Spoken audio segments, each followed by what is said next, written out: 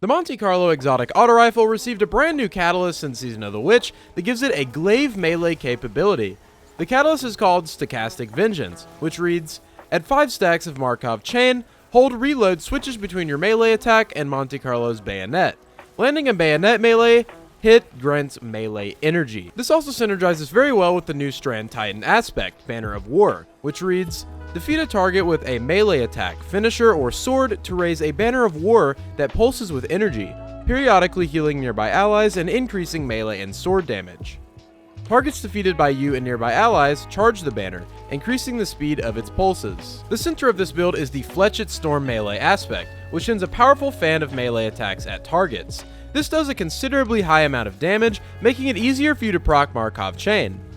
One singular charged melee kill grants you maximum stacks of Markov chain, which is times 5, so you can immediately proc the glaive melee for you to play with. As shown, the Monte Carlo glaive melee actually grants melee energy when hitting a target with it, allowing you to have an infinite gameplay loop of Fletched Storm melees into glaive melees. For weapons other than Monte Carlo, I recommend running ad clear and ranged options, such as Forbearance and a machine gun. For the exotic armor piece, we'll be utilizing the extra melee range and damage from Synthoceps. The 3 main stats you need to prioritize with this build are Resilience, Discipline, and Strength. Now let's move on to the subclass abilities. Starting off with the subclass, we're going to be running Rally Barricade. Now if you wanted to run Towering Barricade you could, but I just like Rally Barricade because of the shorter cooldown, which helps build synergy. Next for the jump, it's pretty much whatever you prefer. I just like using Strafe for the speed and directional control. Now obviously Frenzy Blade is the only melee available, so we're going to be using that. As for the Grapple Grenade, this is really nice as it procs both melee and grenade mods. Now starting off with aspects, we're going to be running Banner of War, as mentioned earlier, which is the center of this build. Defeat a target with a melee attack, finisher, or sword to raise a Banner of War that pulses with energy. Our next aspect is the other anchor to this build, Fletched Storm. Now this does a ton of melee damage as mentioned earlier, and we're going to be using that to proc the Monte Carlo glaive so that we can get even more melee energy back when using the glaive. Moving on to Fragments.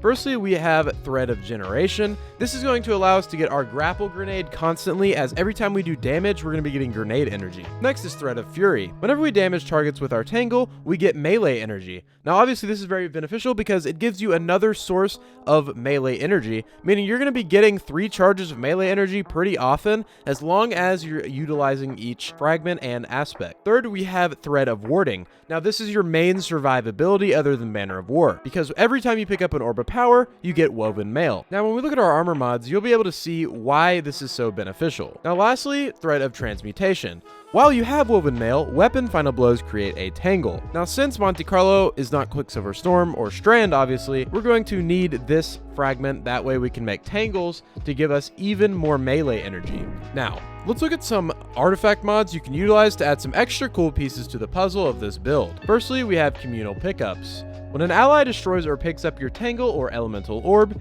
the Tangle cooldown is reduced by 5 seconds, and you gain bonus damage with weapons matching your subclass for 10 seconds.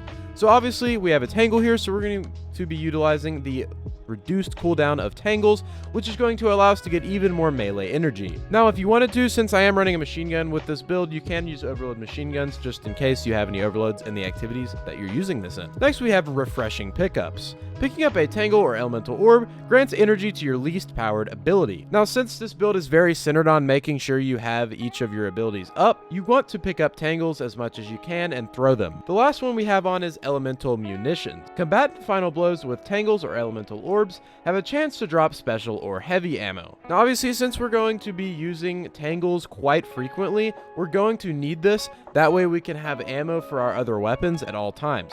Although this build is very centered just on our primary weapon, as we're going to be using the Glaive perk very often. Now, starting off with our helmet, we have a Siphon and Heavy Ammo Finder and a Scout.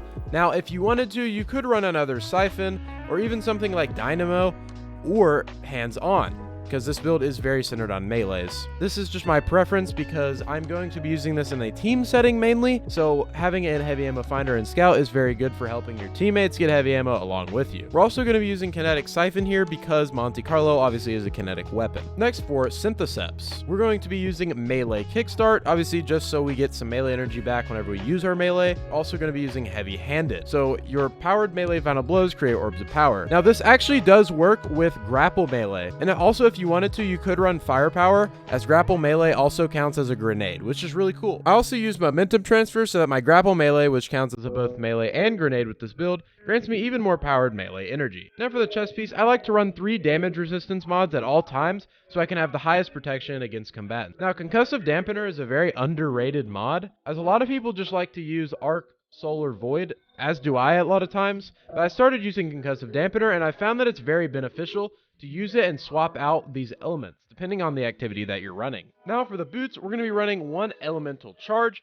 as we're going to be throwing a ton of tangles, and then we're going to be getting armor charge from them quite a lot. Next we have invigoration, so that every time we generate an orb, we get melee energy. Now this is again another source of melee energy to get to keep the build gameplay loop going. Now here's another survivability tool, recuperation. Not only do we get melee energy when we pick up orbs of power, but we also get health. This is an absolute must-have mod for any build in my opinion. Now moving on to the class item, last but not least, we have Reaper. Now, we're going to be using our class ability quite a lot with Rally Barricade, as mentioned earlier, since it has such a fast cooldown, meaning we're going to be getting orbs of power all over the place. Then I like to run 2 Outreach mods. However, if you wanted to, you could run something like Powerful Attraction or 1 Bomber mod as well, but I do like having double Outreach just for the maximum melee capabilities. Overall, this build is an absolute blast to play with, and it's not the absolute strongest build in the world, but it is certainly a very, very fun build that you can take into a lot of activities in the game with your friends